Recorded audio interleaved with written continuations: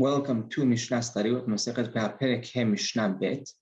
Over here in our Mishnah, we're going to see another case where a stalk now gets mixed up with Leket, and this one's going to be a little bit more complicated. Let's follow through.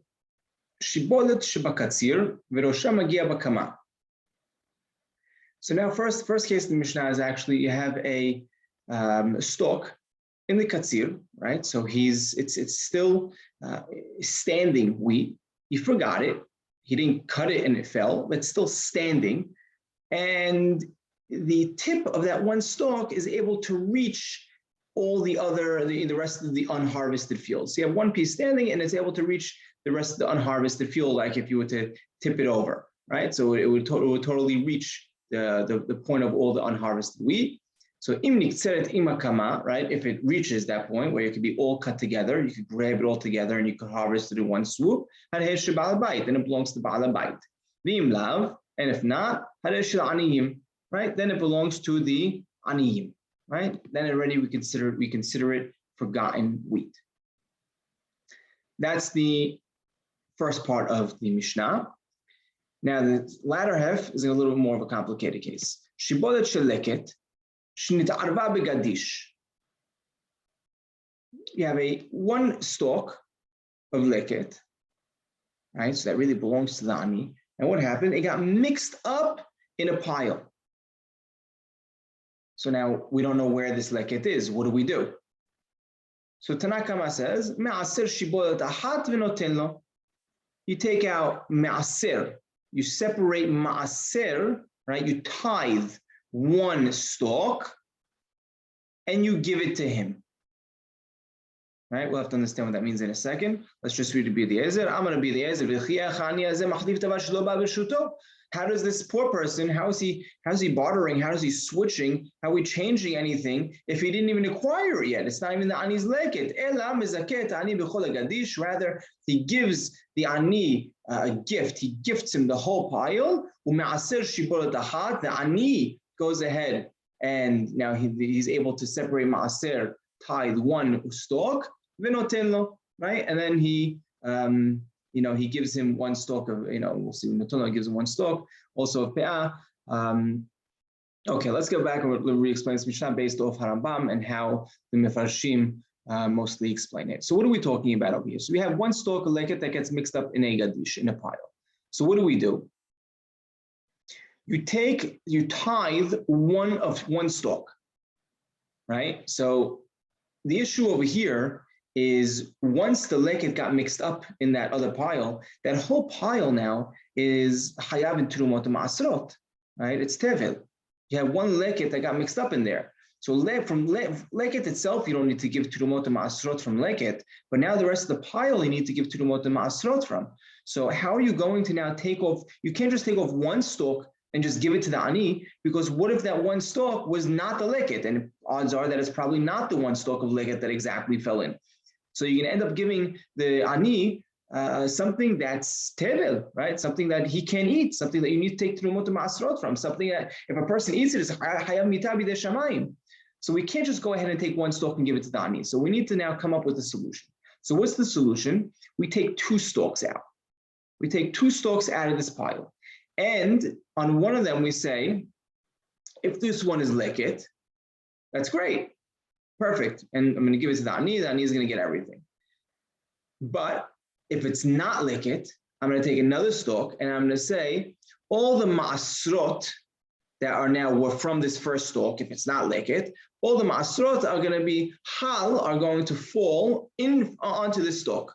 So all the ma'asrot from here are going to, be in this one stalk. And he's going to take the first one, he's going to give it to the ani, he's going to give that to the poor person. And the second one, he'll give that to the kohen.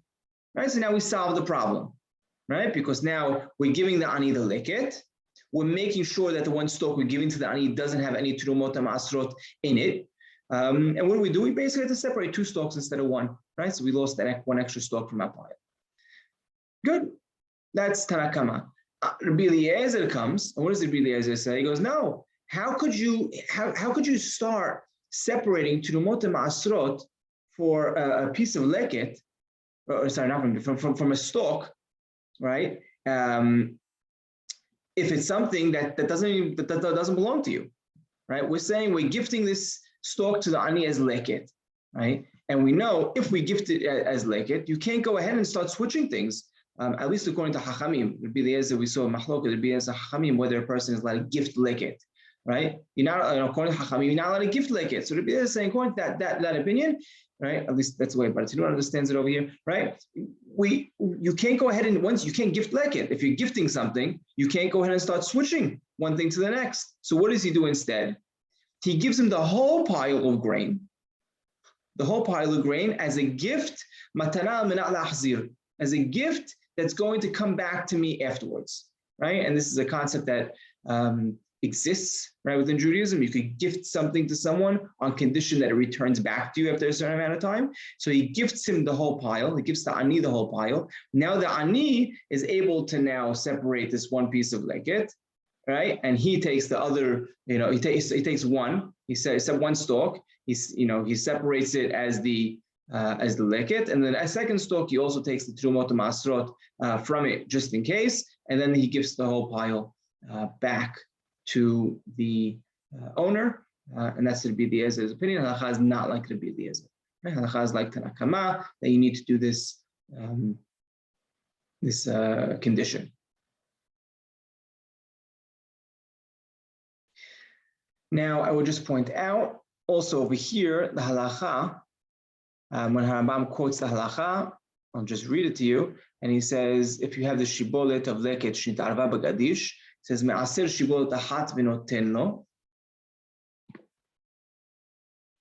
Sorry, hazeh mafrish. No, so he says hazeh mafrish shte shibolot. Takes two stalks. Ve'omer al ahat mehem im leket hizo harei la'aniim ve'im leket harei ma'asrot shechayevet bahen shiboleto kivuim b'shibolet shniya. Good. That would have been perfect. But then Harambam continues and he says, "V'chozeru madne ken al shibolet shniya v'noten ahat mehem la'ani v'achret yeh ma'aser." Harambam says he does this thing twice, right? He says, "I'm doing it once for the leket. I'm taking the ma'asrot from here, from this stalk onto that stalk, and the ma'asrot from this stalk onto that stalk." The problem over here is it doesn't really work. You take a ma'asrot from both one onto the next. It really doesn't. This halacha really is not really making so much sense.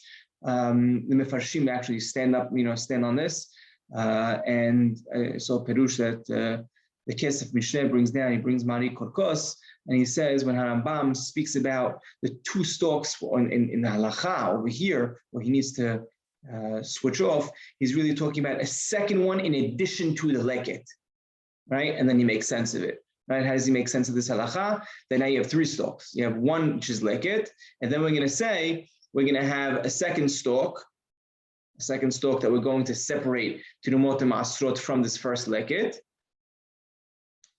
If it's leket, great, right? If it's not leket, we're going to separate Tirumot Ma'asrot onto this first stalk. Now, what's Mari Korkos saying? What if this stalk was leket? I can't separate Tirumot Ma'asrot onto this because you can't separate Tirumot Ma'asrot onto something that's leket. So he says you take a second stalk for Tirumot Ma'asrot, and we're going to separate the Tirumot Ma'asrot onto a second stalk as well. And therefore you end up giving one to the ani, one stalk goes to the ani, and two stalks would go to the Kohen, Misafek, it's just so we cover all the Tirumot Ma'asrot. Harambam doesn't go into that in the Pirusha Mishnah over here. I just wanted to make sense of it with the halacha.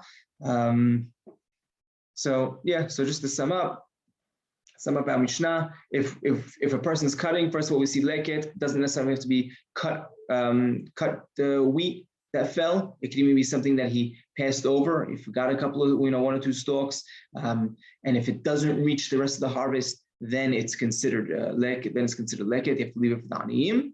And then we saw if one stalk gets mixed in, one stalk of leket get mixed in with a gadish, right, with the rest of the pile, how he needs to go ahead now and separate this one stalk to give it to the ani without there being any trumot ma'asrot in this one stalk that he's now giving to the poor person.